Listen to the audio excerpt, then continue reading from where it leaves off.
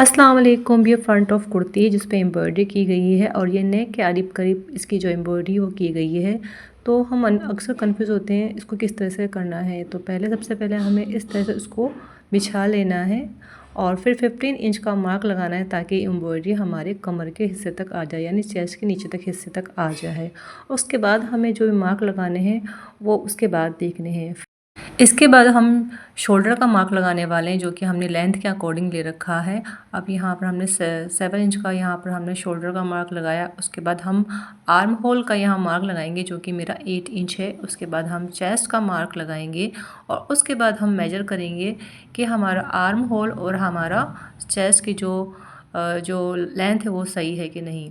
इस तरह से मैंने देखिए इसको मेजर कर लिया है। अगर आपका आर्म होल और चेस्ट की नाप सही नहीं आ रही तो आप इसको ऊपर और नीचे कर सकते हैं। फिर मैंने चेस्ट पे बिल्कुल सीधे से मार्क करके इसी तरह आर्म होल की मार्क करके और इस तरह से इसको कंप्लीट किया। अब मैं नीचे की जो 3 मार्क है उसको मैं कंप्लीट कर रही हूँ इस तरह से।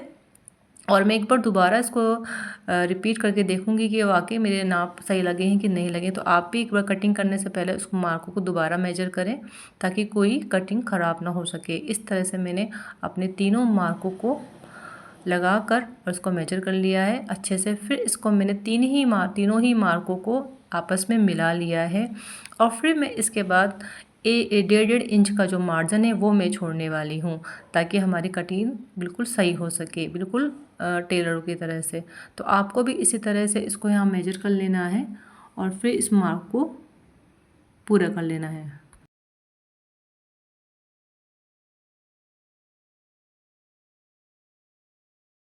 हम करने वाले हैं आर्म होल की कटिंग।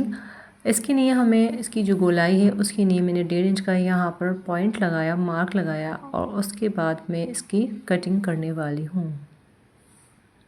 इस तरह से आपको ऊपर से ही घुमाते हुए लेना है ताकि आपका जो है ना प्रैक्टिस अच्छे से हो सके और आपकी जो गोलाई आर्म होल की सही से बैठ सके। इस तरह से बीच में सेंटर का निशान लगा लेना है। फिर इसको इस तरह से आपको यहाँ पर घुमाते हुए इसको मार्क से मिलाकर घुमा लेना है।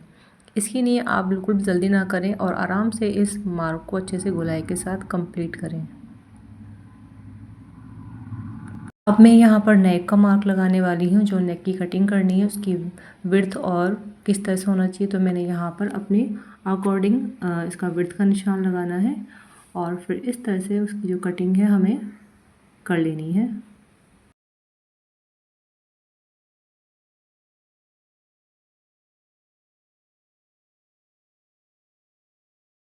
अब कटिंग के बाद मैं जो कटिंग करने वाली हूँ वो कि लेंथ की कटिंग करने वाली हूँ, क्योंकि मेरे कैमरे के अंदर इसकी लेंथ की कटिंग पूरी नहीं आ पा रही थी।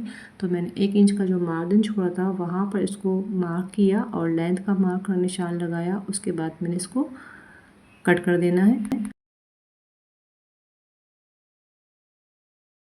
अब हम बैक की कटिंग करने वाले हैं। जो ये मैंने कटिंग की थी उसमें ये कपड़ा एक्स्ट्रा था तो मैंने इसको हटा दिया ताकि हमारी कटिंग अच्छे से हो सके। तो इसको 2 फोल्ड में हमें कपड़ा ले लेना है और वेथ को देख लेना है इसको बिछा के कि हमारी फ्रंट की वेथ कितनी थी कुर्ती की, ताकि इसको हमें कटिंग करने में आसानी हो सके।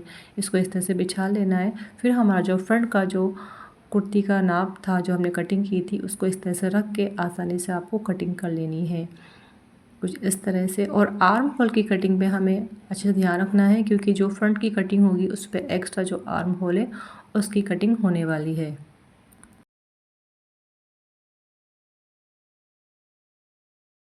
अब हम कुर्ती के फ्रंट पार्ट के अंदर आर्म होल की कटिंग करेंगे।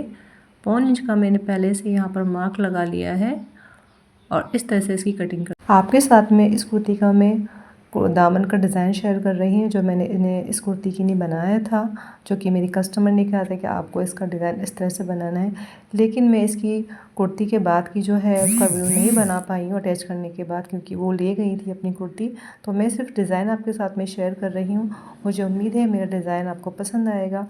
अगर आप यहाँ तक पहुँच चुके हैं तो इस वीडियो को लाइक शेयर ज़रूर करें और मेरी वीडियो को ज़रूर सपोर्ट करें। Thank you for watching.